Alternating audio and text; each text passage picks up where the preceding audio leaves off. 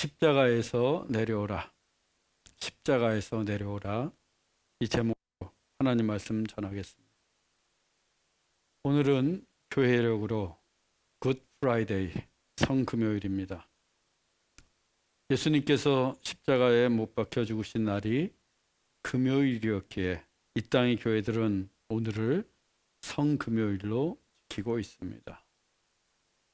죽음은 아무리 아름답게 치장을 해도 여전히 우울하고 슬픈 일입니다. 또 죽음은 누구에게나 애석하고 안타까운 일입니다. 아무리 악한 사람이라고 해도 그의 죽음이 누군가에게는 분명 너무도 슬프고 고통스러운 일이 될 수 있습니다. 그런데 예수님이 죽으신 금요일을 우리는 굿 프라이데이라고 부릅니다. 좋은 금요일이라고 부릅니다. 어떻게 예수님이 죽으신 금요일이 굿 프라이데이가 될 수 있을까요?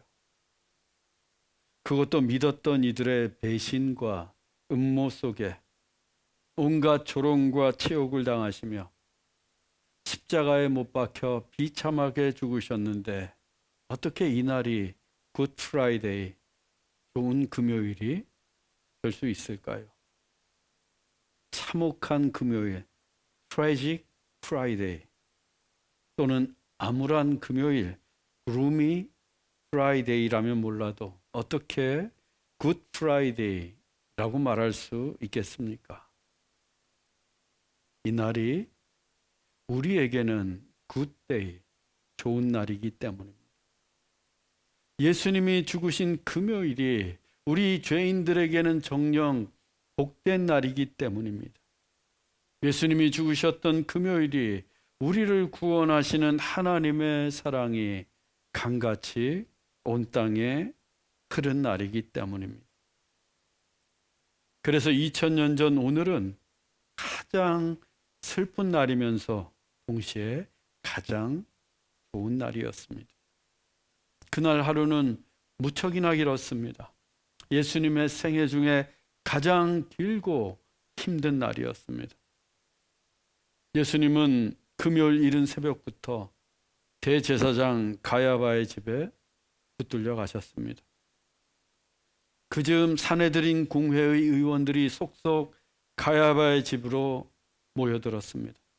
이 산헤드린 공회는 유대 최고의 사법기구로서 제사장 가문과 서기관들과 장로들 그리고 바리새인 등 모두 71명의 의원들이 참여하고 있었습니다.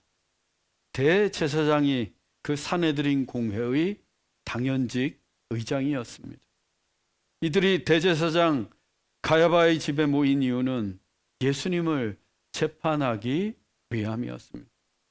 그렇게 금요일 어둑어둑한 새벽부터 그들은 예수님을 공회의 법정에 세워 신문했습니다. 그런데 산헤드린 공회의 신문은 해가 뜨고서 밝을 때 하는 것이 당시의 법이었습니다. 해 뜨기 전에 공회를 소집하는 것은 불법으로 규정하고 있었습니다. 그런데 그들은 예수님을 해 뜨기도 전에, 그것도 어두컴컴한 이른 새벽에 신문했습니다. 법을 다루고 법을 공정하고 정의롭게 집행해야 할 산헤드린 공회가 한 통속이 되어서 예수님에 대해 불의하고 불공정하고 불법적인 재판을 강행하고 있었던 겁니다. 그 새벽에 이를 멀리서 지켜보던 베드로는 닭 울기 전에 예수님을 3번이나 모른다고 부인했습니다. 명실공히 예수님의 수제자였던 베드로가 예수님을 모른다고 잡아댄 것입니다. 3년 동안 모시고 따르던 스승을 버리고 저 혼자 살겠다고 그리한 것입니다. 예수님은 그런 베드로를 물끄러미 바라보셨고 예수님의 눈과 베드로의 눈이 마주쳤습니다. 그때 마침 닭 우는 소리가 들렸고 베드로는 죄책감을 이기지 못하며 밖으로 뛰어나가 통곡합니다. 이어서 공회의 신문이 끝나자 예수님은 빌라도에게로 끌려가셨다가 다시 헤롯에게로 끌려가셨습니다. 그렇게 예수님은 가야바에게, 빌라도에게, 또 헤롯에게 이리저리 끌려다니시는 동안 온갖 수모를 당하셨습니다. 그리고 또다시 빌라도의 법정으로 끌려오신 예수님은 로마 군인들이 휘두르는 채찍에 살점이 패이고 뼈가 깨어지는 고통을 당하셔야 했습니다. 예수님께 휘두른 채찍은 그냥 가죽으로만 된 채찍이 아니었습니다. 이 로마 군인들이 휘두르는 채찍은 이렇습니다.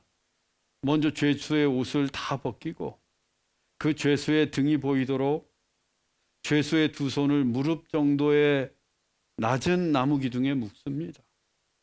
일단 나무 기둥에 묶인 죄수는 옴짝달짝을 할 수 없습니다. 그리고 건장한 두 명의 군인이 채찍을 들고 죄수의 등 뒤로 섭니다. 그 채찍은 가죽끈으로 되어 있고 그 가죽끈 끝에는 날카로운 동물의 뼈조각과 쇠붙이가 달려 있습니다. 그래서 로마 군인이 채찍을 휘두르면 등에 살갗이 찢어지는 정도가 아니라 살점이 뚝뚝 떨어져 나가고 창자가 보일 정도로 살이 패이고 등뼈까지도 무참하게 깨어집니다.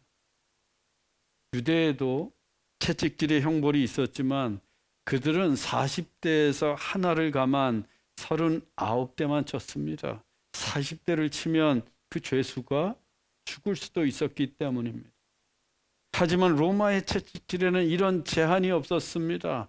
자비라고는 전혀 찾아볼 수가 없었습니다.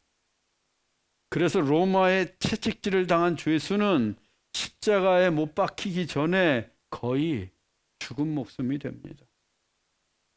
예수님이 바로 그 채찍에 맞으셨습니다.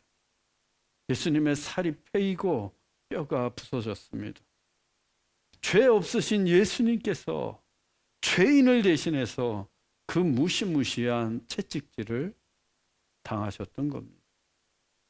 그때 흥분한 무리들이 소리를 지릅니다. 예수를 십자가에 못 박아라.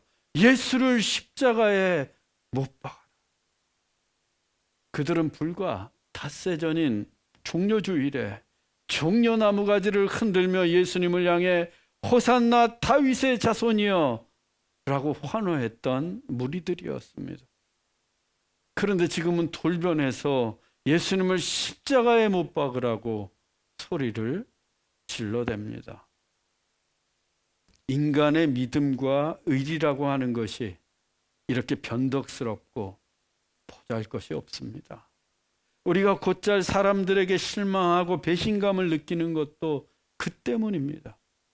그래서 우리는 사람을 의지할 게 아니라 하나님만을 의지해야 합니다. 병덕스러운 사람을 믿을 게 아니라 변함이 없으신 하나님만을 믿어야 합니다. 그때에만 우리의 믿음을 지킬 수가 있습니다. 빌라도는 예수님을 신문하면서 예수님에게 죄가 없다는 것을 알았습니다.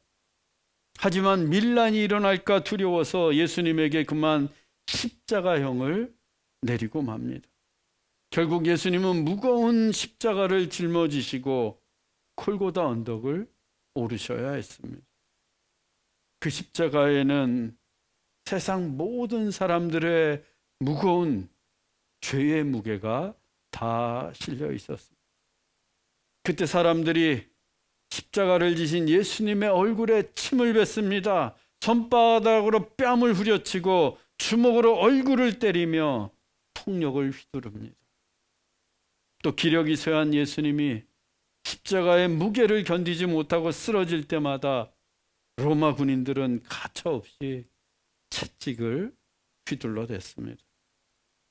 그리고 오늘의 본문이 이렇게 이어집니다. 본문 22절입니다.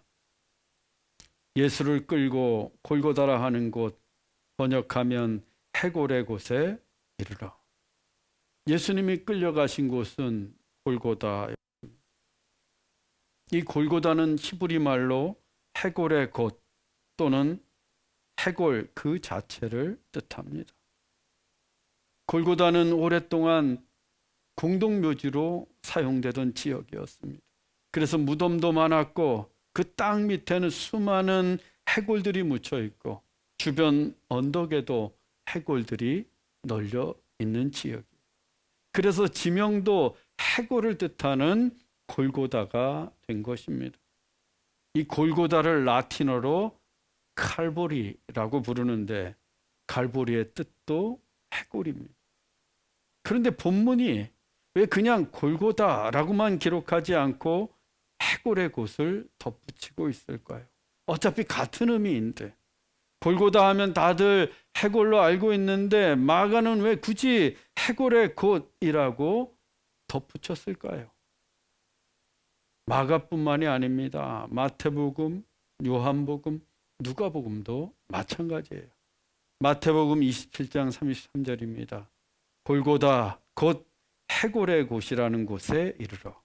요한복음 19장 17절입니다. 예수께서 십자가를 지시고 해골 히브리 말로 골고다라 하는 곳에 나가시니. 누가복음 23장 33절입니다. 해골이라 하는 곳에 이르러 거기서 예수를 십자가에 못 박고. 마태, 마가, 누가, 요한 등 사복음서는 모두 골고다라는 지명과 함께 해골의 곳 또는 해골이라는 말을 덧붙이고 있습니다. 누가복음은 아예 골고다라는 지명을 빼고 해골만 기록하고 있어요. 해골이라는 단어는 듣기가 거북합니다. 듣기만 해도 기분이 나빠져요. 누구나 해골을 떠올리면 그 상상만으로도 무섭고 끔찍합니다. 그런데도 성경은 왜 골고다라는 점잖은 지명 외에 듣기에도 끔찍한 해골이라는 단어를 덧붙이고 있는 것일까요? 그것도 사복음서가 모두 해골이 중요하기 때문입니다. 골고다보다 갈보리보다 해골이 가지고 있는 의미가 더 깊고 중요하기 때문입니다. 즉 예수님의 십자가는 단순히 골고다라는 지역에 세워진 것이 아니라 해골 위에 세워졌음을 강조하기 위해서 사복음서가 일제히 해골을 기록하고 있는 것입니다. 해골이 무엇입니까? 해골은 무엇을 상징하고 있습니까? 죽음입니다. 생명이 한 점도 남아있지 않고 완전한 죽음을 상징하고 있는 것이 해골입니다. 바로 그 완전한 죽음의 해골 위에 예수님의 십자가가 관통을 하고 예수님은 그 십자가에서 피를 쏟으며 죽으셨습니다. 그때 예수님이 흘리신 보혈이 십자가를 타고 죽음의 땅 해골로 흘러 들어갑니다. 이것이 십자가가 보여주는 메시지예요. 예수님의 보혈은 생명의 피입니다. 그 생명의 피가 해골로 흘러 들어가면 해골이 어떻게 되겠습니까? 살아납니다. 다시 살아납니다. 죽음이 생명으로 거듭납니다. 이것이 십자가의 복음이에요. 이처럼 예수님의 십자가가 왜 골고다 그 해골의 무덤 위에 세워졌는지 우리가 알게 될 때 십자가 복음의 참된 의미를 깨닫게 되는 것입니다. 그렇다면 그 골고다에 묻힌 해골은 누구의 것이겠습니까? 누구의 해골이겠어요? 그 끔찍한 해골이 누구의 것이겠어요? 바로 우리의 것입니다.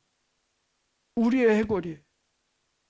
다 죽어서 생명이 한 호흡도 남아있지 않는 저와 여러분의 해골입니다.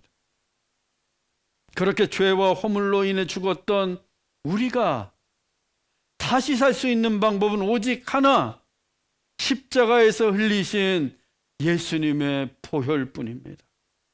예수님의 보혈이 우리에게로 흘러 들어와야 합니다.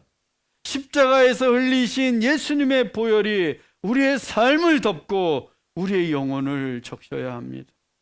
그때 해골이었던 우리의 존재가, 죄로 인해 죽었던 우리가 다시 살아납니다. 예수님의 보혈이 닿는 곳마다 새로워지고 예수님의 보혈이 닿는 곳마다 마른 뼈들도 살아나게 됩니다. 그래서 우리의 삶의 중심에 십자가가 세워져 있어야 합니다. 여러분, 삶의 한가운데에 십자가를 세우십시오. 십자가가 여러분의 인생을 관통할 수 있도록 세우시기 바랍니다. 그래서 예수님의 생명의 보혈이 우리의 삶에 흘러들어와 날마다 살아나고 날마다 새롭게 되는 우리의 인생이 되기를 소망합니다. 십자가를 지시고 골고다에 이르신 예수님에게 누군가 모략을 탄 포도주를 건넵니다. 본문 23절로 24절입니다. 모략을 탄 포도주를 주었으나 예수께서 받지 아니하시니라. 십자가에 못 박고 그 옷을 나눌세 누가 어느 것을 가질까 하여 제비를 뽑더라. 이 모략을 탄 포도주는 당시의 고통을 줄여주는 일종의 마취제였습니다. 누군가 예수님의 고통을 줄여주기 위해 모략을 탄 포도주를 주었던 겁니다. 하지만 예수님은 받지 않으셨어요. 이것은 예수님이 십자가의 고통을 고스란히 받으셨다는 의미입니다. 즉 예수님은 십자가의 그 끔찍한 고통을 온전히 조금도 남기지 않고 다 받으셨습니다. 당시의 십자가형은 가장 극심한 고통과 최고로 두려운 형벌이었습니다. 로마의 역사책에서도 가장 잔인하고 가장 혐오스러운 형벌, 기억에 떠올리기조차 두려운 십자가라고 기록했을 정도입니다. 일단 십자가형을 받은 죄수는 그 무겁디 무거운 십자가를 스스로 짊어지고 형장까지 올라가야 합니다. 그리고 손과 발이 못에 박혀서 십자가에 매달려요. 못이 박힌 손과 발로 자기의 온몸을 지탱해야 합니다. 시간이 지나고 힘이 빠질수록 못 박힌 손과 발에는 몸의 무게가 더욱더 가중됩니다. 고통이 가중돼요. 그렇다고 단번에 죽는 것도 아닙니다. 짧게는 일주일, 길게는 보름 이상을 십자가에 매달려 있어야 돼요. 못 박힌 채로. 낮에는 뜨거운 태양 아래에 있어야 하고 비가 오면 그 비를 다 맞아야 하고 밤에는 매서운 찬바람에 시달려야 합니다. 그리고 사나운 짐승들, 독수리들의 공격을 받기도 합니다. 짐승의 사나운 이빨에 다리가 물어뜯기고 독수리의 날카로운 부리에 두 눈이 쪼이기도 합니다. 그렇게 극심한 고통과 공포 속에서 천천히 죽어가는 것이 십자가 형벌이에요. 그래서 몰약을 탄 포도주를 죄수에게 건네는 것은 마지막 자비를 베푸는 것입니다.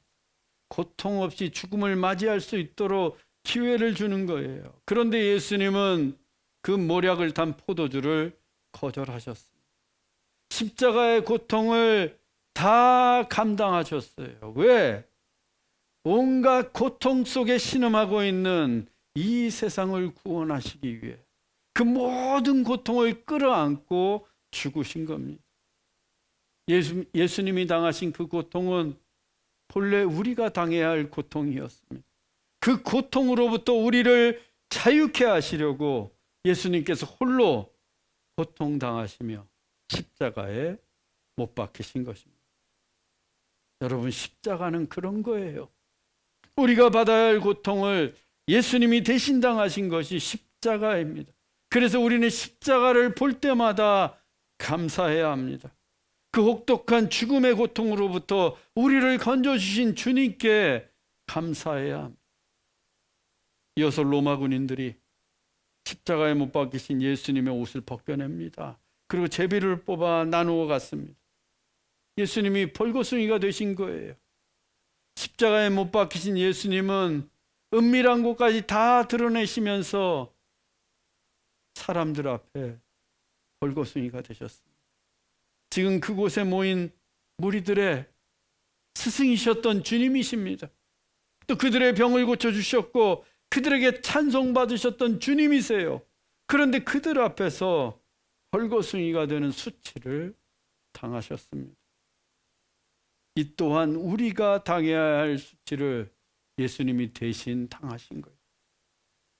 죄 앞에서 낱낱이 벌거벗겨져야 할 우리를 대신해 예수님이 벌거숭이가 되는 수치를 당하셨습니다. 이런 주님 앞에서 우리가 무슨 자존심 내세우고 조건 따지면서 신앙생활할 수 있겠습니까? 어느 때까지 상황 탓하고 기분 탓하면서 신앙을 게을리할 수 있겠어요? 결코 그럴 수 없습니다. 예수님이 당하신 고통과 수치를 생각한다면 절대 그럴 수 없어요. 여러분 오늘 결단하십시오. 나를 위해 고통당하시고 수치당하신 주님의 희생과 사랑을 기억하시기 바랍니다. 더 이상 기분 탓, 상황 탓, 사람 탓하지 마시고 오직 주님만을 바라보며 신실하게 신앙생활 하십시다. 그것이 참된 믿음의 길이에요. 예수님이 십자가에 못 박히셨고 그 좌우편의 강도들도 십자가에 달렸습니다. 본문 29절로 32절입니다. 지나가는 자들은 예수를 모욕하여 이르되 십자가에서 내려오라 하고 그와 같이 대제사장들도 서기관들과 함께 희롱하며 서로 말하되 지금 십자가에서 내려와 우리와 보고 믿게 할지어다 하며 함께 십자가에 못 박힌 자들도 예수를 욕하더라. 사람들이 일제히 십자가에 못 박히신 예수님을 향해 모욕을 쏟아냅니다. 지나가는 사람들도 예수님을 모욕했고 대제사장과 서기관들도 예수님을 희롱했습니다. 심지어 십자가에 못 박힌 강도들까지도 예수님을 욕합니다. 길을 지나가는 보통 사람들에서부터 유대 최고의 지도자들이었던 대제사장과 서기관들 그리고 중범죄자인 강도에 이르기까지 모든 사람들이 예수님을 향해 욕합니다. 그런데 이들이 예수님을 모욕한 내용이 동일합니다. 십자가에서 내려오라. 지금 십자가에서 내려와 우리가 보고 믿게 할지어다. 마태복음에는 그 앞에 덧붙인 설명이 있습니다. 마태복음 27장 40절입니다. 내가 만일 하나님의 아들이거든 십자가에서 내려오라.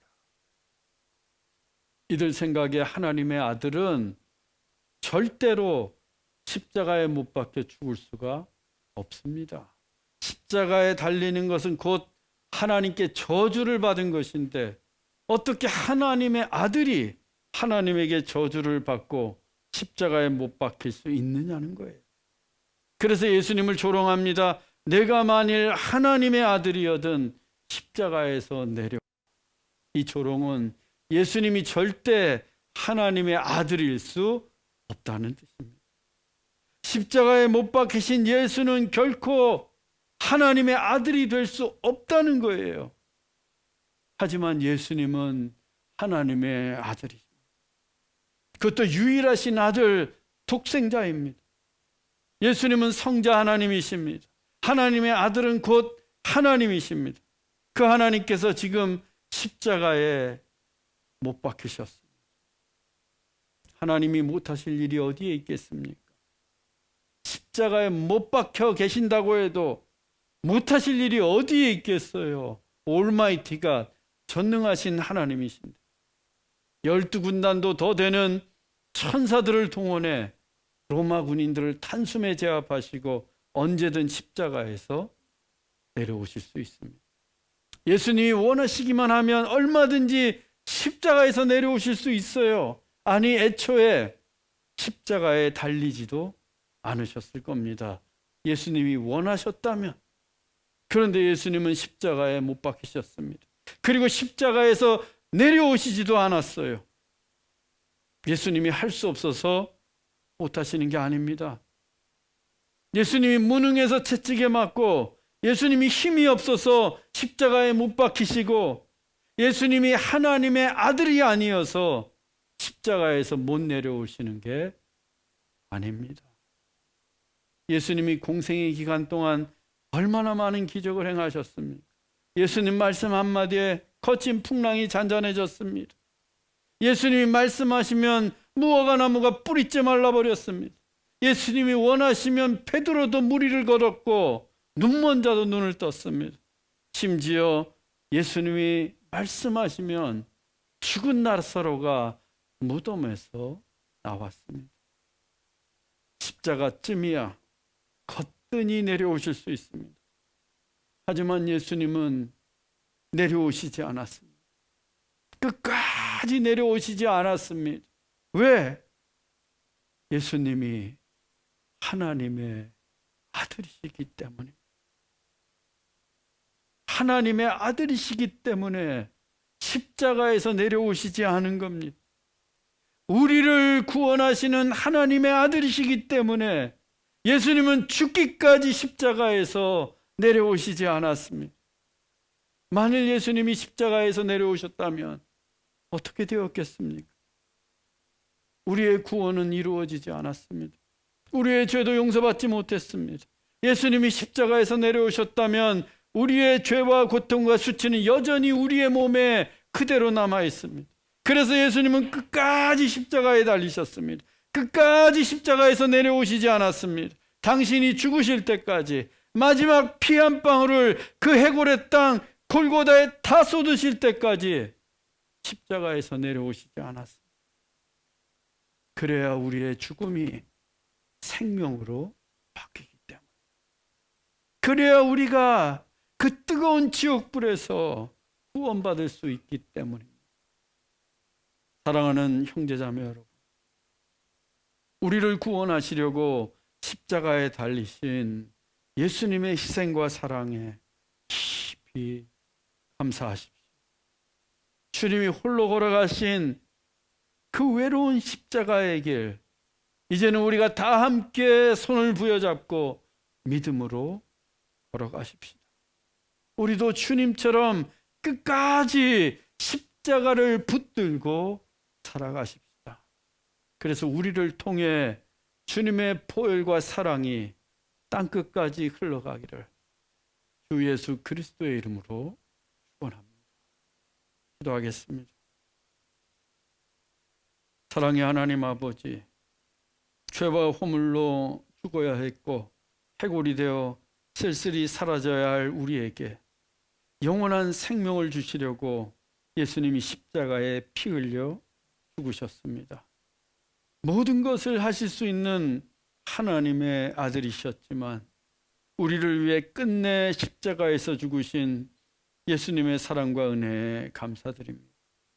우리도 예수님을 따라 십자가의 길을 걸어갈 수 있는 믿음과 용기를 주옵소서.